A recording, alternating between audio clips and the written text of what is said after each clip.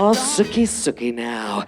You are doing a great job. You are a wonderful audience. I'm so happy to be with you here tonight. But I tell you what, Lakewood, life is a lot longer than I thought it was going to be. Anybody? Golly, when I was young, I thought, nah, life is short, you know, burn bright, die quick. Eat the cake, take the trip, no regrets. Certainly do have some regrets now. And you know, it's mostly about sunscreen. Unlike our host this evening who wears her pink caftan, I scoffed at sunscreen my whole life. With this complexion, I scoffed at it. I was just baby oil and sun in all day long. I did not think it would matter because I did not think in any way, under any circumstances, that I would be alive at this age. I graduated high school in 1986. There we are, Gen X, I see ya. Right, back then, we were promised a nuclear apocalypse, okay? So we didn't invest in our futures. We invested in cute bathrobes so that we could be ready for the television when Ed McMahon rolled up with that giant check, do you know? Publishers Clearinghouse Sweepstakes. That was my retirement plan.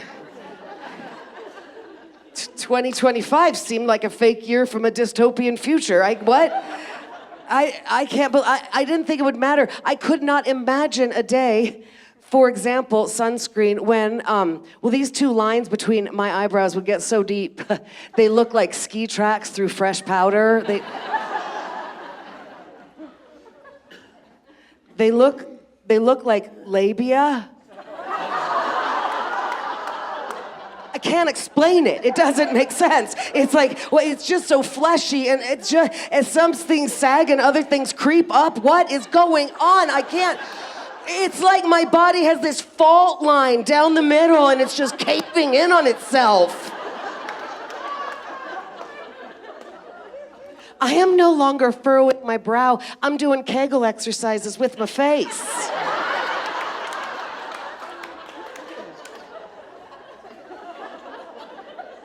It's a fun age, isn't it?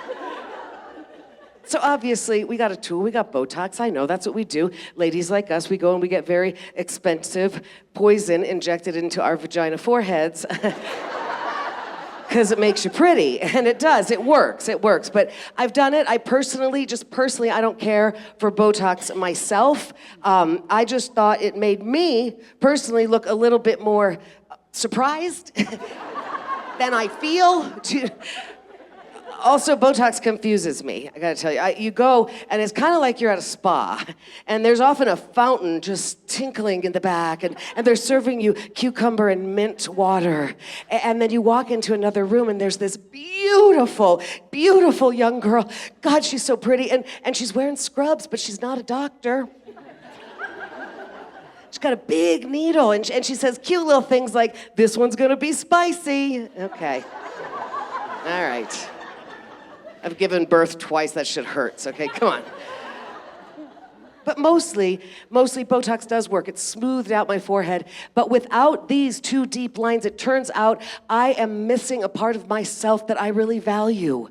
I didn't know it would be true, but without these two lines, I lose, with these two lines, with these two deep lines between my eyebrows, I'm like a wizard, my friends. I'm like a magician, really. Watch this. I'm gonna show you something amazing because I like you. I can take an ordinary business card. All right, young people, a business card. Well, it's a thing that we used to drop into fish bowls to try to earn sandwiches. It's hard to explain. Doesn't matter. I can take, let's just say an ordinary piece of paper, okay? And right here, without the Botox, I can just, now I don't have a mirror, so the danger factor is high, but I can just flex these muscles and I am, yep, there you go.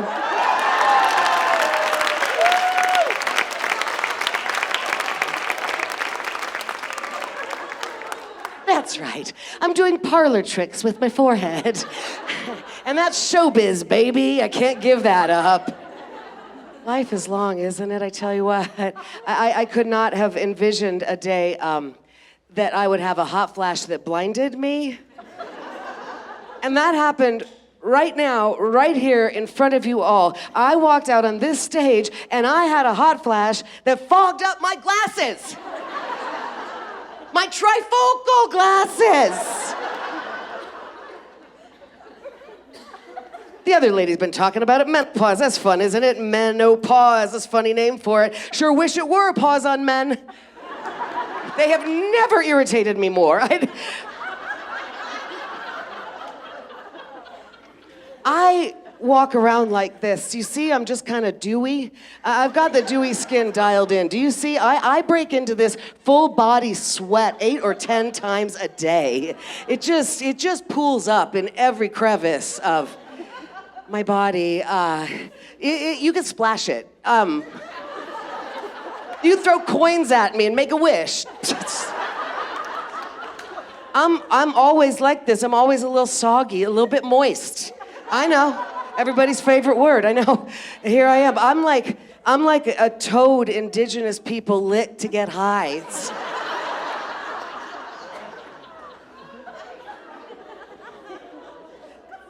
And I just feel like if that happened to a man, like if a man broke into a fever 8 or 10 times a day, we would rush him to the emergency room and figure out what the heck is going on there. But in our case, the medical establishment, I walk in the door 8 or 10 times a day, and what they say to me is, have you thought about losing some weight?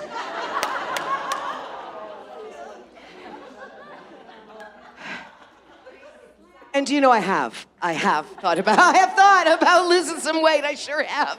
I would think it's probably the number one thing I think about all the livelong day, as a matter of fact. Sure do, and it used to be easy, losing weight. Everybody tonight has talked about it used to be easy. In your youth, just get your exercise, walk it off, get your steps in, gain a few pounds, walk it off. But here, at age 56, well, I have developed plantar fasciitis in both of my walking feet.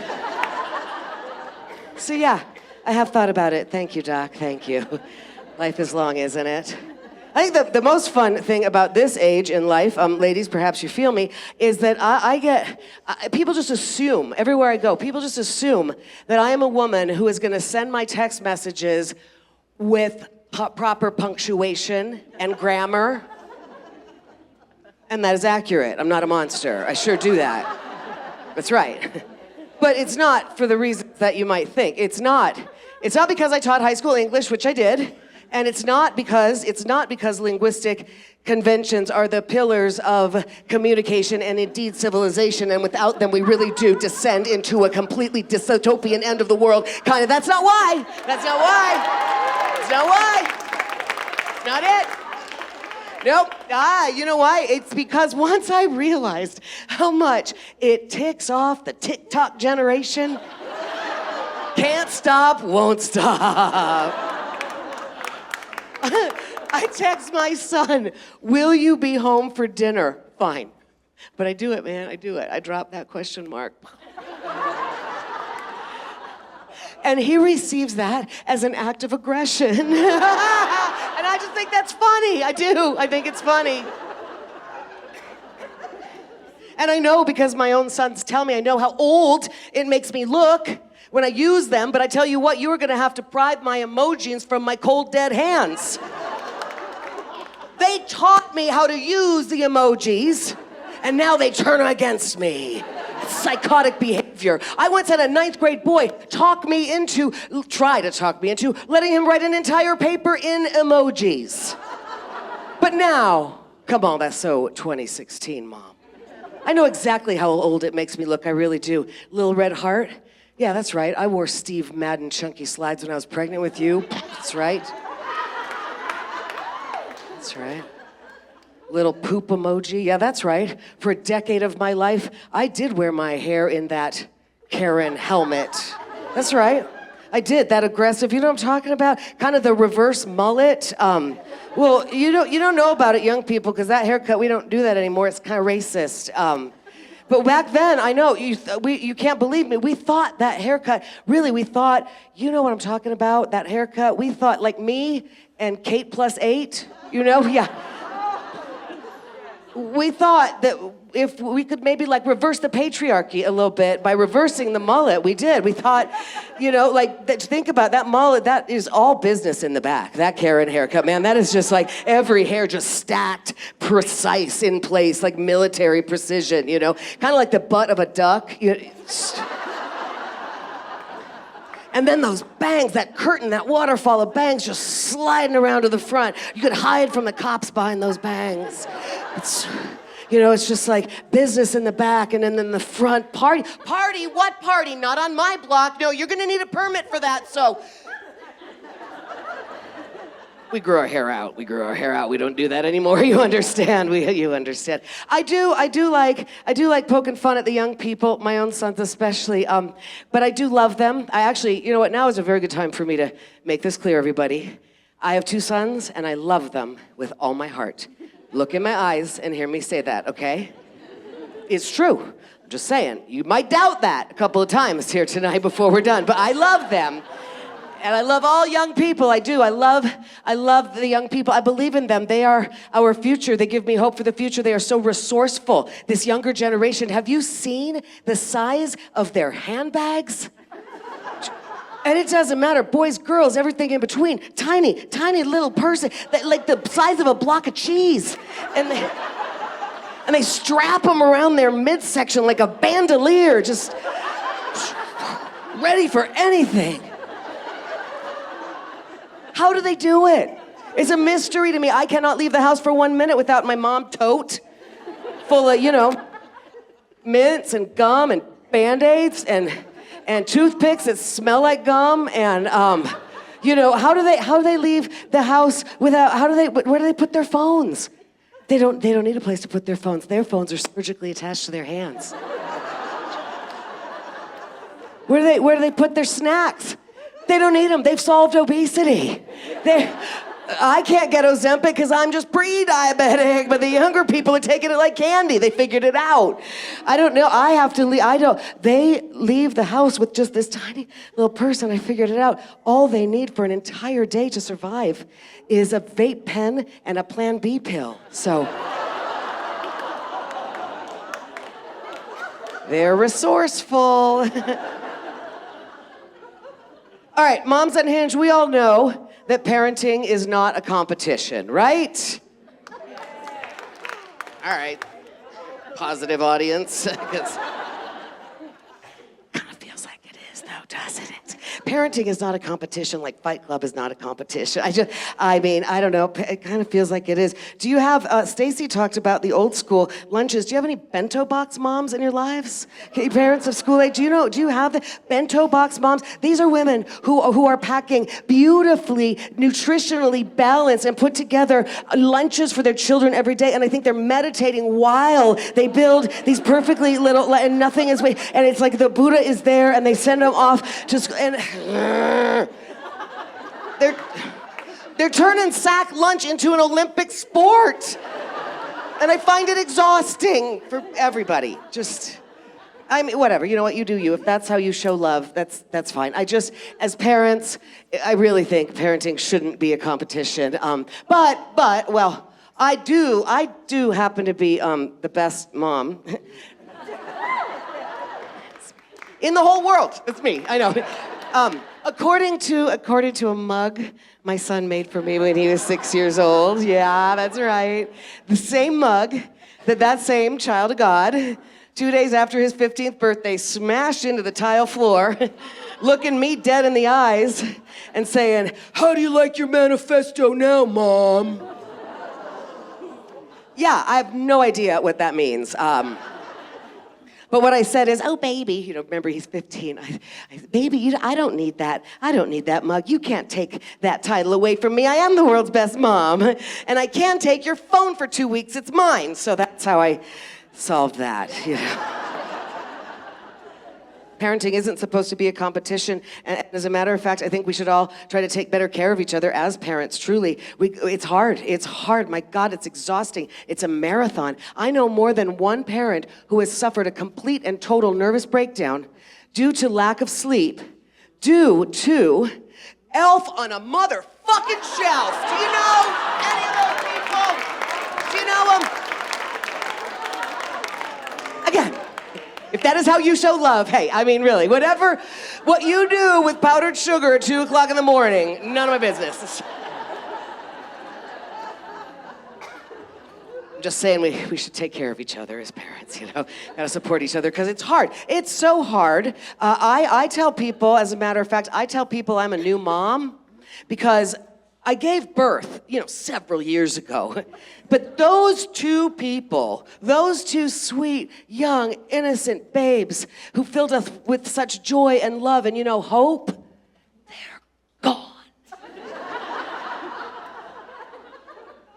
Do you know any teenagers? It just happens overnight, man, right? It's like they're replaced in the night. It's like something from a medieval fairy tale. Who left the demon in the bed? Right? Because it's like they're replaced just overnight by versions of my kids. Angrier, hairier, smellier, just douchebaggier versions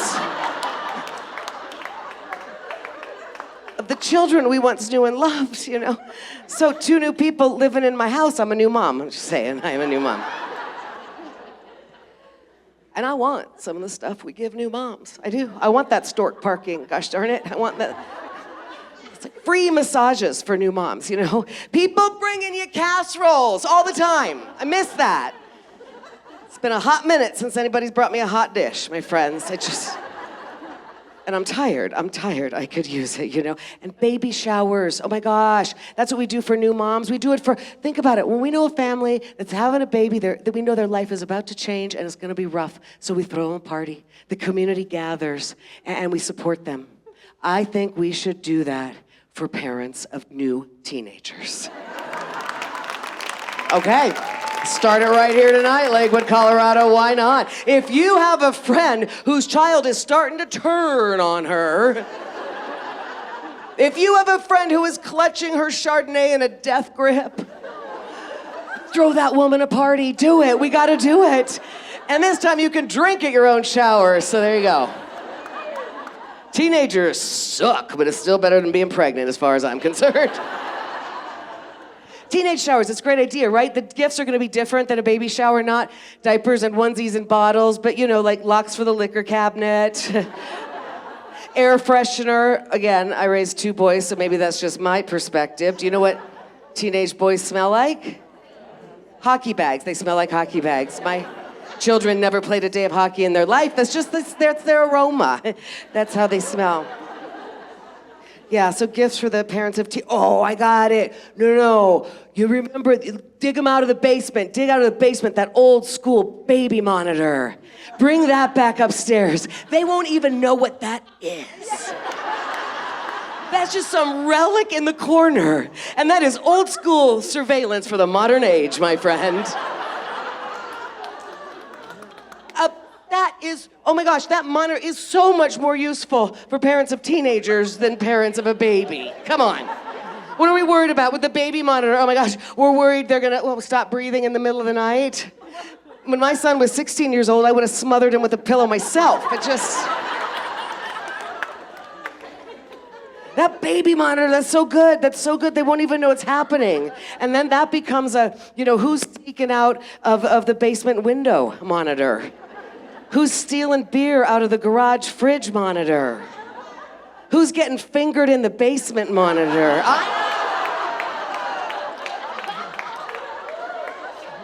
It ain't pretty, my friends. It ain't pretty.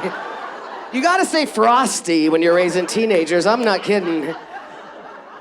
And it does feel like it happens overnight, doesn't it? Seriously, it's like one day, my 2 little boys were like, Mama, I love the everything of you. And I swear the next day, Mom, I hate the way you breathe. One day it's like the family, they're proud of our family. We have a family password, we have a family identity. Family is everything. And then the next day, I swear, they would like to convince the world they have, in fact, no family at all. Just a couple of lone rangers raised by wolves, wandering the suburban streets. My boys, don't come to my baseball game, Mom. One day, I swear, one day, they're like reading Magic Treehouse books with a flashlight under the covers. And then the next day, I swear, my lingerie catalog comes in the mail. And that is how old I am. My lingerie catalog comes in the mail. Don't judge me. And then it goes missing. Boy, Mom, ding, ding, ding. Where do you find it? Where do you find it? In their bathroom. Gross. Just happens overnight. Just happens overnight. And the thing is, it's so disorienting, right? Like teenagers are versions of their toddler selves on steroids. Literally, hormones are steroids, right? Like it's so hard. Like when a toddler has a temper tantrum, you can get down on their level, take them, physically remove them from the situation. Your eyes, hugs and kisses, little time out, reset for the day. My two sons became high school wrestlers. If I even came near them during the middle of a hormonal teenage meltdown, they could take me down. For a few years there, it was really just a lot of dodging their rage, hoping they made contact with an inanimate object, I don't know if you know, young parents, I'm sorry to break the news to you, but you don't really earn your parenting card until somebody punches a hole in the drywall. It might be you. That counts. That totally counts. And not for nothing, I'm just saying that my two sons are very good at patching drywall. Life lessons come in so many ways, they really do. When a little toddler girl wants to leave the house wearing nothing but a tutu and her pink cowgirl boots, adorable, adorable. When that same child of God, age 17, wants to leave the house wearing that exact same outfit, with just a little bit of body glitter sprinkled on, it's less adorable, a little scarier. It's a little scary, it really is. Parenting is so hard, isn't it? You never know what to do, when to push them, when to pull them, when to support, when to kick them out of the nest. I boiled it all down, okay, for our family, and this is for you. I didn't invent it, but I did use it. I have two boys, so one family motto: don't be a dick. That's it. I keep it simple because they're boys. It's just... But I meant it, my friends. Refrigerator magnets, don't be a dick. Stickers for their water bottles, don't be a dick. I used to whisper it to them instead of lullabies. I did, just don't be a dick. And the truth is, you know what? I'm almost there. My sons are almost done. We were almost there, and I'm gonna tell you, they have turned out to be a couple of dicks. I'm not gonna lie. It's a lot of, Mom, why are you so lame? Why do we live in this dumb house? Mom, why don't you ever do anything interesting with your life? Because of you. Because, I was so interesting. We were all so interesting. Before we had to pay for their orthodontia. Don't be a dick, honestly. No, I love my two boys, but they are teenage boys, it's rough. So what I do is I like to spend time with my friends who have younger kids, babies and little kids. And I know there's some of you here tonight, some new moms in the house, and that's awesome. Seriously, good that you're out, that's amazing. I like to spend time with these younger parents because of the innocence, but I cannot stand y'all. You're just... very weak, you're very soft. Got a lot of apps for things I don't. So tired, the baby, we're losing so much sleep. And you are. I don't mean to make fun of you. That is true. Oh my God, new parents, you are exhausted. You are. But what I want to say to you is, just wait. Just wait until that baby drives a car. Just wait until that baby has 44 missing assignments in his trigonometry class. Losing sleep now. And when you ask him why, baby, why the 44 missing assignments? When he says, I don't know. He is not lying, and they don't know. They have no idea. So stupid. It's not their fault. Their frontal lobes are still forming. They can't help it. Oh God, new parents, I hate to be a harbinger of doom from your future, but I tell you what, just wait until Mr. 44 missing assignments, that's what I call him now. Wait until he goes missing. At 2 o'clock in the morning with his girlfriend, Whitney.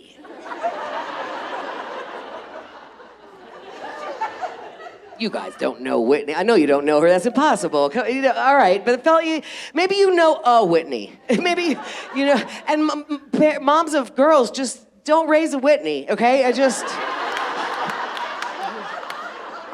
Nope, that's not true. You know what? That is totally not true. Actually, that's I'm just being a comedian. Whitney is amazing. I've known Whitney her whole life. She's like a daughter to me. Truly, my kids, they've grown up together. Whitney is exactly the kind of girl you want for your son when he is a senior in high school. This chick, man, she is smart, and she is strong, and she's athletic, and she used to hang out in our backyard a lot during middle school, and she's very competitive, and what she would do is she would challenge the boys to popsicle eating contests. She was really good at it. And I would watch Whitney eating that popsicle. And I would watch my son watch Whitney eating that popsicle. And I would watch Whitney watching my son watch her eat that popsicle. Gosh darn it. I think that is the exact moment that I became an unhinged mom. Right there. Arbitrary rules all the time. We are a popsicle-free household starting right now. Just little tiny ice cream cups, a little vanilla ice cream cups with very short spoons. That's all we got right now. Starting now. While we're at it, kids, everybody, Whitney, you too, I want you to go downstairs. All the blankets in this house need to be locked up. Mom, why? Does not matter. Do what I say. It was just a popsicle. and I know that it wasn't fair. I freaked out because the truth is that was innocent. Like, they had no idea what was going on there. You know, they were in middle school. But I had kind of an idea I did know. You know, that's where it's helpful to go into your own hormonal adolescent delinquent brain, you know, and think, oh, yeah, I think I know something about this. But also I knew it was innocent because I did. I went back into my own middle school experience and I realized I used to do the same thing. Like Whitney, I was a very competitive little thing. And at the end of the swim team season every year, there was a pizza party, a banquet at Chico's Pizza Parlor, you know, of course there was. And they would hold a root beer chugging competition every summer. And like Whitney, very competitive, like I said, no way I'm gonna let the boys beat me at that ish, no way, Randy Fair, John Council, you are going down. So what I would do to practice for the root beer chugging competition is every day, all summer long, in front of the boys, I would practice releasing the muscles of my throat, just relaxing.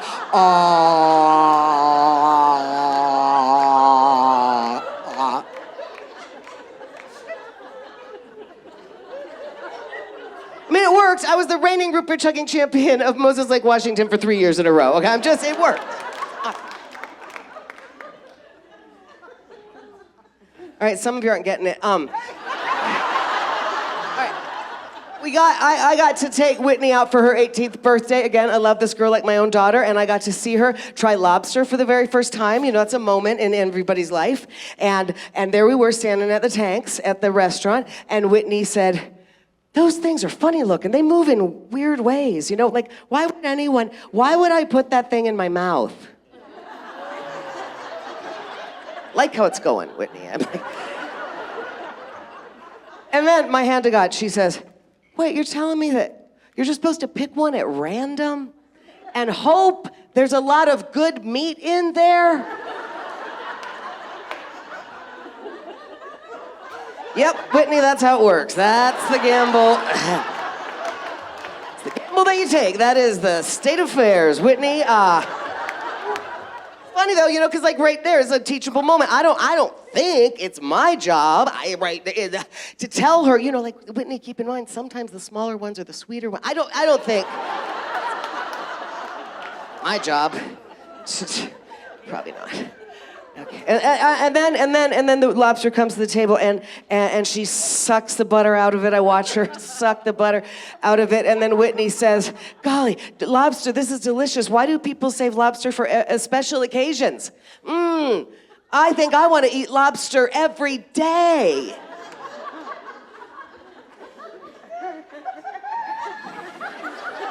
Yes. Some of you still don't get it. Whitney is not a Swiftie, but if she was, she would be listening to that one song over and over. You know what I'm talking about, Wood? You hear what I'm... Yep, Wood, all right. Whitney plays, does this help you? Whitney plays harmonica in an indie band. I have seen what this chick can do with her tongue. Do you understand? Makes me very nervous as his mother. And also mad respect. I am taking note. Gosh darn it, she's so talented, Whitney. It's weird, you know. You always hope for your son that he's gonna bring home a girl just like dear old mom, you know. Yeah, you gotta ask yourself, in what way though?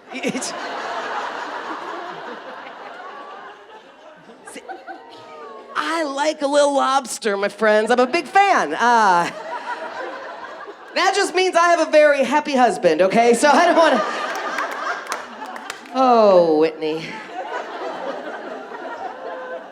So they're missing, and it's 2:00 in the morning, and my son's cell phone goes dead.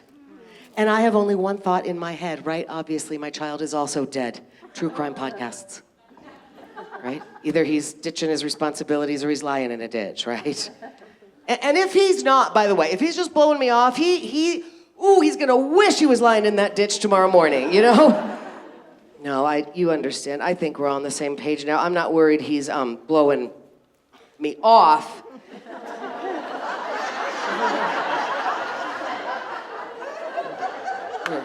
We're cool, right? Everybody, you get it. Okay, yeah, I'm worried he's getting all right. Okay, so, all right. I call Whitney's mom in a panic, right? It seems this woman does not listen to the same podcasts I do.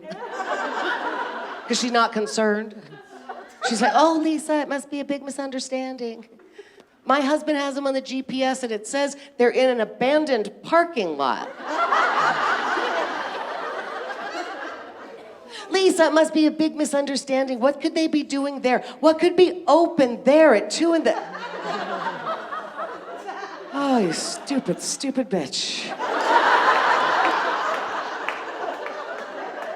What could be open at 2 in the morning? Well, gosh, let's run it down. Whitney's mom, were you born in a barn? Do you not have hormones yourself? Whitney's mom. What could be open at 2 in the morning? Let's rock it through 7-Elevens, titty bars, and your daughter's legs. Come on. Wise up, Whitney's mom. Gotta stay frosty. You gotta stay frosty. No, I love Whitney. I love my 2 sons. Everybody's really doing pretty well. I have 2 very artistic sons. As a matter of fact, both of my boys have a real flair for the arts. And like most young men, a lot of young men, we don't always see this, but they see the world as a giant canvas on which to draw penises. Have you met any teenage boys? I mean, it's stunning. You go to a college campus on a snowy day, I promise you. You will find 3 phalluses trampled into that football field and 1 giant snow dong in front of the admission office. The world is their canvas. No, I really am proud of my boys. As a matter of fact, now is probably a good time for me to tell you that I am actually, as a matter of fact, well, I'm an empty nester. Yeah, that's happened. It's good, isn't it? It's freedom. I want to stay the course, young people, because that is freedom. My scissors have not gone missing for quite a little while. It has been months since I have had a jock strap on my kitchen counter, okay? It is freedom. You got something to look forward to. It is freedom. My husband and I just run around naked all the time. I know that doesn't sound pretty, but keep in mind, we are both rapidly losing our eyesight, so.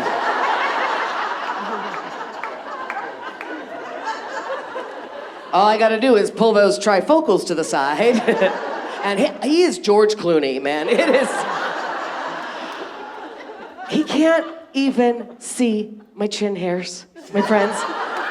And that's like a miracle. I don't know if you're aware, young people. It's like a ninja attack on my face at this age. I don't know how it happens. I don't know where they come from or how they get so long. And I sweep constantly. I'm doing a sweep in my 10 times magnifying mirror. Every time I leave the house, I'm sweeping. And then there it is. I catch it, a glimpse in the rearview mirror of that just glistening whisker, glistening.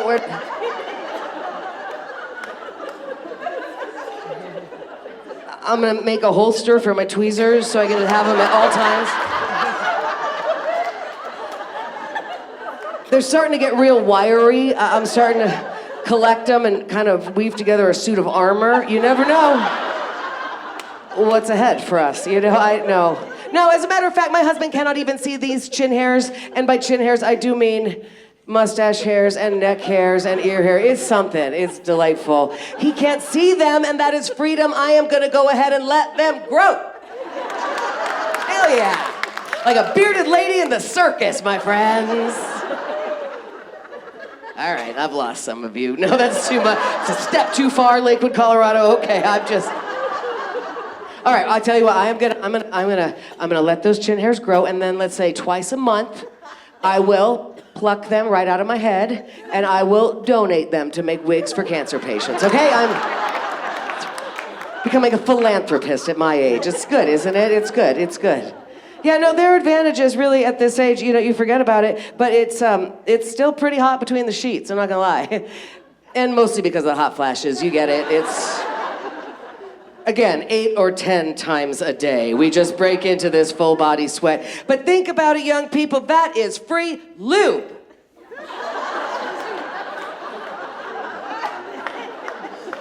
I always heard it was gonna be dry for the old ladies. Not this chick. I am juicy. It's.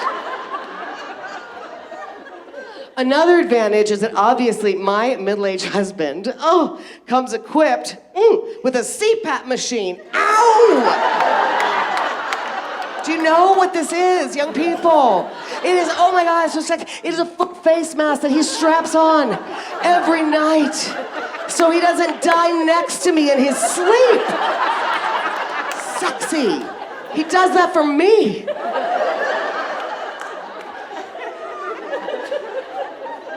And it is fun.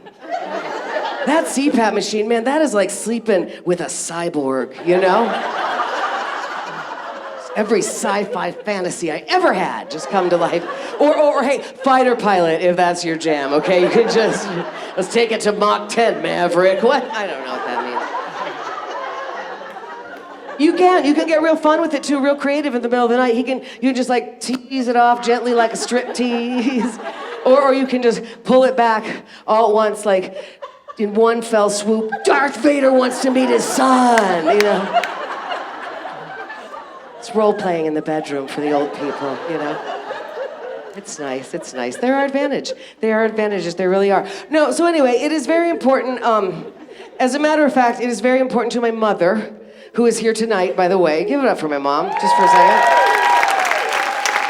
Can you imagine We are all parents in this room. You know what you do. You sacrifice, you give, you sacrifice yourself and your life, and maybe you get that kid some real fancy education, and with all of her gifts and all of that talent, what she does is she becomes a stand-up comedian. If my mother meets you in the lobby, she will tell you this word for word. I've heard her say it. Lisa's boys are not dicks. They are wonderful. They are both in graduate school. And that is true. That is true. They are both in graduate school. Yes, thank you very much. And my mother, again, we cannot blame her. Imagine it from your point of view. Can you imagine all what I have done with all of my gifts and all of my talents and all of my time? I come here and I just talk shit about her beloved grandchildren every night of my life. Isn't that a bummer? It really is. But no, they really are. They really are. They're almost grown. They're out of the house, and they both are in graduate school. One of them is, no kidding, he's a math whiz, this kid, and he is in a PhD program for mathematics. What? I know, so smart. I've seen this kid solve equations on the whiteboard like Good Will Hunting, but he still cannot solve the mystery of how to replace a roll of toilet paper, okay? Nobody told me that potty training boys was gonna be a lifelong process. But it is. It just, like, they master it when they're 3 years old, and then it just goes downhill from there, and then it just devolves into prostate problems, gentlemen. So, ladies, that is one of the reasons we have to carry the mom tote, because we're just gonna have to carry Cheerios around with us the rest of our pockets, the rest of our lives. It's target practice. We could do it. The boys are worth it. I just say, have you ever been to an off-campus college boys' apartment?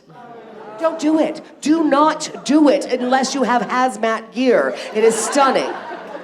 So I do love those boys, I really do, and that's important. I love all young people. In fact, again, I've talked a lot of crap about the younger generation, but I see them. People say they don't, but I see how hard they work. I see how hard they work to prove to us how very bisexual they are, how very woke, non-binary. Back in my day, we just had to go to liberal arts school, is what I'm saying. And the parents got it, they're working hard. I do love the young people. I love my own kids. I had to love them. I taught high school. I spent every day, like all high school teachers do, every day, all day long with teenagers and their ideas. You gotta love them. And as a matter of fact, I like hanging out with young people because despite themselves, really, even in this world, even in this crazy times, they cannot help it. They're full of hope. Young people, even when they try to grow bitter, they believe they can change the world and save the turtles and make the world a better place. And I love hanging out with people who have that attitude, right? We need it. And the reason young people have that attitude is because they're so stupid. It's so stupid. We've discussed it. It's not their fault. It's not their fault.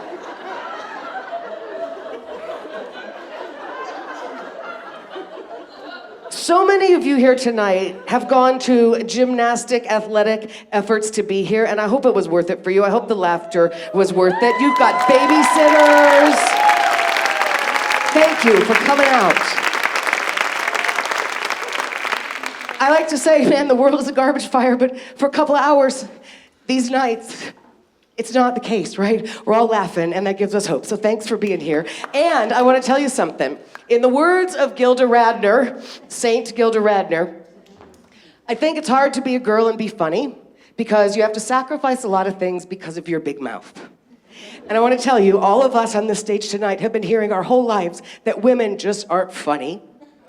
And I don't know what's going on here because every night of the week, all across the country, we are packing houses with all women comedians and so many women and wonderful men in the audience. Thank you. We're shaking the tree.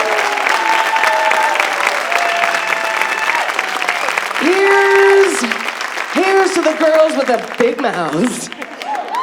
Seriously, once again, wasn't that fun? Give it up for your very talented comedians tonight. You've seen Catherine Shea, and the always delightful Rebecca Trejo, and Stacey Peterson. We've had so much fun with you. We love making you laugh. We hate begging for your support, but we have to do it. I am so bad at this. Like my Instagram followers, it's pathetic. If you follow me tonight, it makes a great deal of difference to me. It's Lisa Lane Comedy, like one letter away from Lois Lane. Didn't occur to you, my mom and dad. But Lisa Lane Comedy. And by the way, Catherine mentioned we're going to be in the lobby selling merch. Imagine for the teenage shower, not the baby shower, but teenage shower. You know, like when you've got babies, you have the baby book for the memories, like baby's first step, a place to record baby's first, words, first steps, all of that, first things. Wouldn't it be great if there was a book for parents of teenagers, a place to record like baby's first misdemeanor, baby's first bad report card, ways you embarrassed us in public on vacation. Well, there is such a book, and I wrote it myself. It is called Teenagers Suck. It's a memory book for parents during the awkward and awful years. And it's also an adult coloring book because sometimes you just need to zone out and save your brains. And I just want to tell you, there are all kinds of funny things in here, like places to save, like pictures of photographic evidence of them ruining their very own birthday parties, stuff like that. And then if you ever have wondered what wine pairs best with like teenage rebellion, well, I've done the research for you. There's a couple of pages in here called Mommy's Wine Journal. And it's got suggestions like that, like what pairs best with in-school suspension. That's a Merlot, okay? And I've got, you can take notes, Mommy's Wine Journal. And I've got them tonight on sale for $10 in the lobby. I think they're $12 on Amazon. You can get them there. Please do. I've got other stuff, a lot of things that say don't be a dick, because that's useful in every walk of life. So please come and support us. And most of all, follow us on the Instagram. Please, please, please. It really does make a difference to us. Yeah, thanks. And I do want to end with this because, oh my gosh, I've said so many terrible things about my boys. And like I said, they are almost grown, and they're not dicks, according to my mother. Although, well, the one son does, he lives and goes to school full-time in France. So I'm just saying, like, is he a dick or is he just French now? TBD.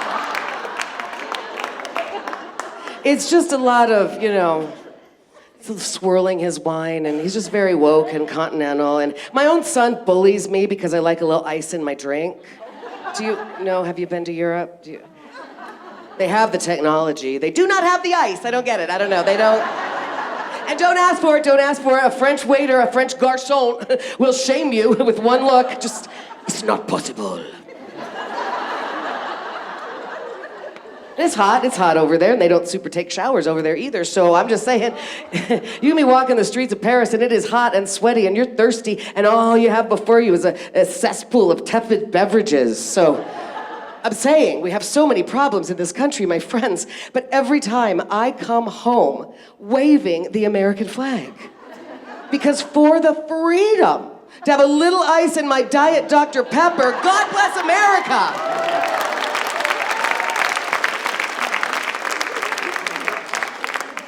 So maybe they're not dicks, I don't know, you tell me. They're both very artistic, I said that, even the mathematical one, that is true. Both of my boys take very beautiful, artistic, Polaroid pictures, Polaroid photographs, because they're hipsters like that, of their shits in the toilet.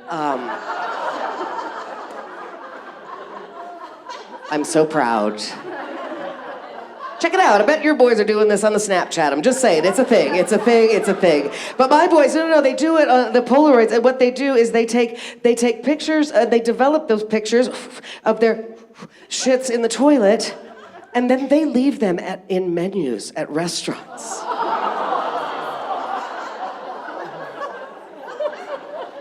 And remember, the one is in France, so this is a worldwide pursuit, my friends. I am just saying, tonight and always, can we agree? Let us tip our servers well, because that is the literal shit they have to put up with, my boys. I've been Lisa Lane, you've been amazing! Thank you very much. Bring her back, Catherine Shea, everybody.